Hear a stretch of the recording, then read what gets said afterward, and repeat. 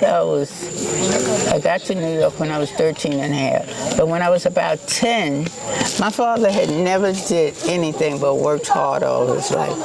And maybe it was a midlife crisis, I don't know. But my daddy he never drank, he started drinking. He started hanging out on the weekend. And he was like, whoa, he was wild. Yeah. And my mother was such a strong woman. She was not going to take that. Stop giving my mother money. So my mother bought a pig and raised that pig to be a hub. As soon as she sold that hub and got enough money for her bus fare, and Pauline and I, we were the two youngest. She got a ticket for the three of us, and we escaped because we had to escape from the house. So when Daddy came home, because he used to come home during the day sometimes, during the week to get water or something, because he was a hard worker on the farm, even during the week, but on the weekends when he caught it. And Pauline and I was upstairs packing our suitcase, and Daddy always looked for us when he came to the house, and Mama had to stand at the kitchen door and holler like we was down at the spray. No one y'all gone. We had left in, but she had made an arrangement for Mr. Edmund Matthews to pick us up and take us to the bus stop. We're on our way to Farmville and passed Daddy with the truck, because Daddy had bought a truck, and Daddy had a Puckwood business, like, had people cutting wood in the woods, and he would take it to the sawmill, or Robert would do it. But that day, Daddy was driving the truck, and we had to lay down, and I do believe Mr. Edmund Matthews laid down too, because Daddy knew Daddy would snatch everybody out the truck. Absolutely. Now we get to the bus station. Thank God there was a train station, so we head out in this train station till it's time for our bus to leave. Yeah. So I say we escaped out of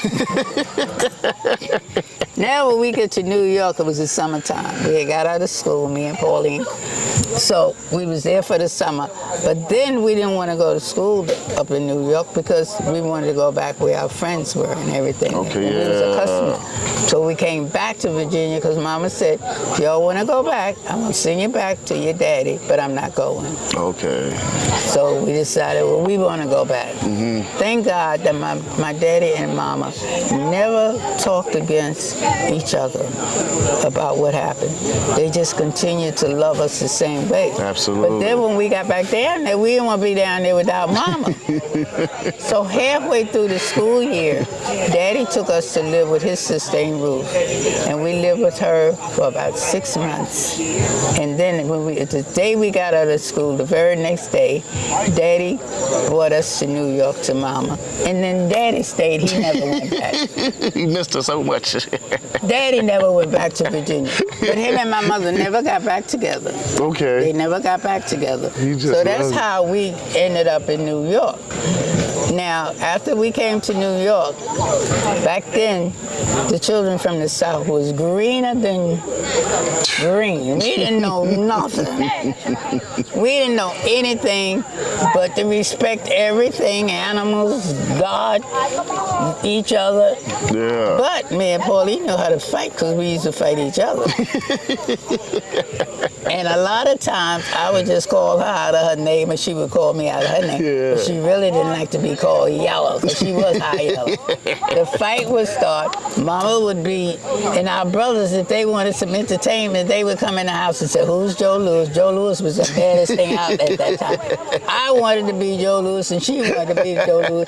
And we get in a fight, we get a beating. Now, my brothers done got an entertainment from us fighting and seeing us getting a beating. But we still fought 3 times a day. You think we had sense enough to stop? No. Yeah, no, it was nothing else to do. So when we got to New York, we never fought each other again. You know why? Because the community back then, those kids in New York was high class and knew a lot. Yeah. So when they asked us something, they asked me if I was a virgin, and I told them, wait, let me go home and ask my mother. So we got the reputation as being stupid. But when somebody called us stupid, we would fight them, and we knew how to fight. Yeah. So they stopped calling us out of our name. Nice and quick. Very quick. So then what Pauline and I would do if she heard anything that I didn't know, she would tell me. And if I heard anything that she didn't know, I would tell her. Yeah, put each other on game. We were so close to each other that even when we were younger, we used to fight each other. If any of the other sister brothers tried to interfere with either one of us, we would jump on them. So New York made y'all closer. We got closer. Right, absolutely. And until she left here, me and her, we used to hang out together, Absolutely. have good fun and everything. Yes, but we ma'am. never fought again. We used to have big arguments, but we never fought each other again. Absolutely. And I said, that was like, when I look back now, it was all like God prepared us for when we got to New York. Yeah, for New York. Being like, so green, they didn't tell us anything, nothing. yeah. So that's how we ended up in New York. My daddy never came back to Virginia. The only one that never, ever left home was my brother Robert. Robert, yep. Robert lived here all his life. Yeah. Never wanted to go anywhere else. Because all the rest of us, before me and Pauline left, I remember my brother's team. I don't remember when he left home, but Willie left home because she said all she ever wanted. Willie and Robert was the two oldest, so they were the hard workers. Yeah. Willie said all she ever wanted was a new pair of shoes, and every time she came downstairs, there was a new sister, a new brother. So when she turned 16, she convinced Mama to let her go back to the city with some of our neighbors that had came down that was her age, was a little older than her. But she asked Mama to let her go back to get a job. And with her being 16, Mama let her win. She said she left home and she got a job for a little while, but she started buying shoes and she loved shoes. My sister had so many shoes and outfits, but that's where it all came from, because she said she got sick of waiting for a new pair of shoes. So therefore she got a job and bought her own shoes. But I told my older sister, she was, I think Willie was 13 pounds or something when she was born. I don't know how Mama had any more children. She was always big and she was always healthy. Yeah. She had big hands and big feet. Yep. So I told Willie, I said, Daddy was trying to save money to buy a tractor so you can buy a tractor and buy you shoes. Yeah. So that's how come she never got her shoes. Yeah, yes, ma'am. So that's how come she left home. And then Seam was not a hard worker. Seam was always trying to convince, he would have been someone that would have invented some of the things that helped the farmers. Because he was always telling Daddy about things that could work better than picking tobacco and corn and all that. And Daddy would just listen and keep working, and he'd just be working with gloves on. Now, how you gonna work with gloves on? Because he was not gonna mess his hands up. My brother Boo was always somewhere sleeping, getting ahead of Daddy so he could lay down and go to sleep in the field. Yeah. So none of us was hard workers except for Willie and Robert.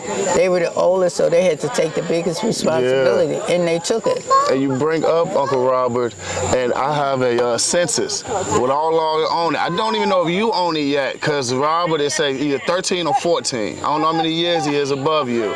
But it got him as a farmer already working on the farm 30 hours a week or something, all day long as a little teenager. Very young. Yes. But let me tell you this story that Willie would tell about Robert. I wasn't born then. Yeah. She said Robert worked so hard that at night when it came time for supper, now you didn't eat at our table until Daddy blessed the food, because I used to tease them about, I said, y'all have gotten away from your raising. You know you're not supposed to eat until the food is blessed, right? So Willie always said that she didn't understand what Daddy was saying, so that's how she could get it straight, right? But she said that Robert would be to work so hard that when he came to sit down to eat, he was so hungry, he would start eating before Daddy blessed the table. It always got slapped upside his head. And Willie said Robert would be crying and eating at the same time because he couldn't stop eating because he was so hungry. Even though he done got slapped. He'll take that slap and get the feed up and stuff. Oh my gosh. But I was very young. I wasn't born then, so I know that. So whatever you have of it, I probably wasn't born. I got to give you copies of those. I'm the youngest, From the library. I seen them on the census. And I said, Uncle Robert. And it was so young, 13 or 14. And it had him at 30 or 40 hours a week it at did that not age. matter how old they were. They was responsible responsible because they were the oldest. When I was born, Mama she developed TB. She probably got it because I was born in November and she was helping my daddy. That was the time when they killed hogs. And Daddy would kill a hog. The hog had to hang up the tree for 3 days, and then Daddy would smoke the hog. It was a lot that they did with the meat. That's the reason why pork never hurt the people from the South. But anyway, Mama was helping Daddy kill hogs, and she got TB, and back then they didn't know enough about it, and they was going to send her to Petersburg to a hospital where she would have to stay until she got cured from it, and she didn't want to go. Daddy took her and isolated her in the bedroom, took Willie out of school. Willie was only 10 and a half. She didn't make 11 until March, and told her that she had to take care of her baby sister. Pauline was still a baby somewhat then too, and the rest of her sister's brothers.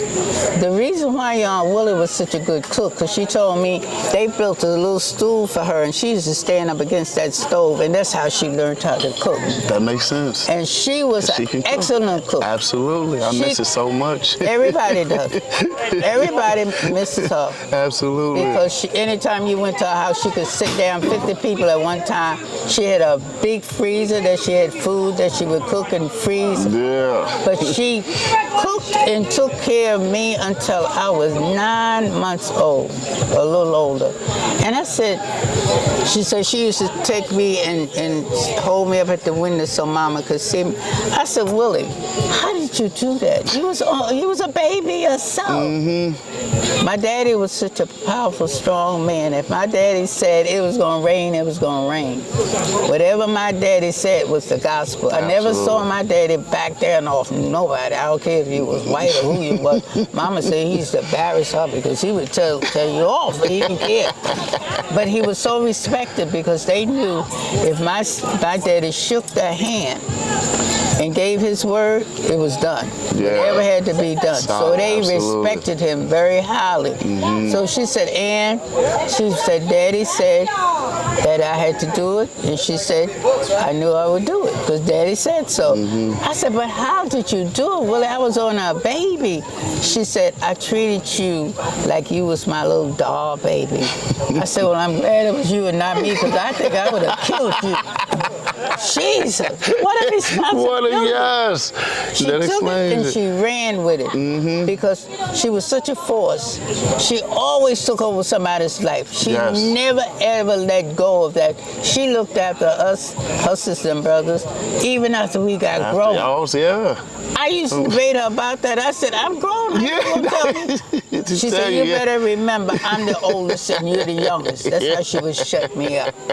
She ran with it. And then with all our children and grandchildren, she would do everything that she had to do to take care of them too. Yeah, she did it. She loved her family, absolutely a strong force. And my brother Robert, now Willie, all of us was a big talker, but not Robert. When we used to get together, we would talk over top of each other. And everybody would say to him, how did your sister and brothers talk so much? And he said, my sister and brothers, they crazy. He would just sit and laugh at it. But he was such a strong force that if he said something, we did it. Absolutely. Man, them little words, but they were strong words. Strong. Yeah, he meant it. Yeah, he ain't waste no words. All of my brothers were strong men because they saw my father. And all of us sisters. Hold it down. I love you. I love the way you took care of your mama and your grandma. I always talk about you. Take care, all right? I will. Get home safely. All right, cool. Thank you. Always say, and you too, my darling. So they were strong because they saw the strength from our parents, right? And we were strong because we had that as a foundation. So all of us are strong-minded, strong-willed, and got big mouths. I'm telling you, we all Oh, and your grandfather had the biggest mouth, and he was a jokester. He always would tell a lot of lies about when we was growing up. Now, we always had a lot of food, right? He claimed that he loved to cook because he was always in the kitchen learning how to cook for Mama, because he said there was so many at the table that he figured he may not get a full meal, so he would get half of his meal while he was learning how to cook. My mother used to say, "Boo, stop telling that lie." He said, made sure. Yes, he always. You gotta eat. He was made sure. He said, "I wasn't taking no chances because the food may run There you out." go, So many of us. yeah. I get it. Yeah, I gotta get food last. But he made a joke out of everything. Absolutely. So he was Absolutely. the jokester. And everybody, they missed from him not being here, because now that he have health issues, if he can't be who he is, then he doesn't, he back up. Absolutely. He just don't want nobody feeling sorry for him. He don't want nobody pitying him. And he said that when he leave this world, he don't want no funeral. He want to be cremated. He don't want nobody crying over him. Yep. And I'll tell you another thing. Your grandfather never liked going to funerals. He didn't go to Aunt Willie's funeral. He didn't go to Uncle Robert's either. Now he would come and be there. Yeah, he'll be in the outside or somewhere, but And when we never were young inside. growing up, I don't remember my brother going to any funeral. He never liked it. Yeah. So I told him, I said, "You gonna be buried right out there outside the new store." He said, "You ain't got no say so over me. I got a wife." Yeah, I be getting nervous sometimes because Granddaddy Boo would. He might go away and Peaches, hey, Peaches, don't tell him until a month. Don't tell nobody he until told her what he wanted, and she loved him so much that She gonna do it. she gonna do Absolutely. it. She gonna do it. Yeah. Because this is his wish. He said if anybody would be crying over him, he would get up and slap him. I He don't know. want that, and that's another thing. We don't want, I would say, we don't want nobody to help us. Now, I don't agree with him on that, but that's who we are. And we got such strong will. What we want is what we want. Absolutely. I don't like nobody, or even if I need to help, I don't want nobody saying, "Let me help you." No. You know, don't wait on me. I said, That's us. take care of the bear. Don't be trying to take care of me, you know. Yeah. Because we were raised to work.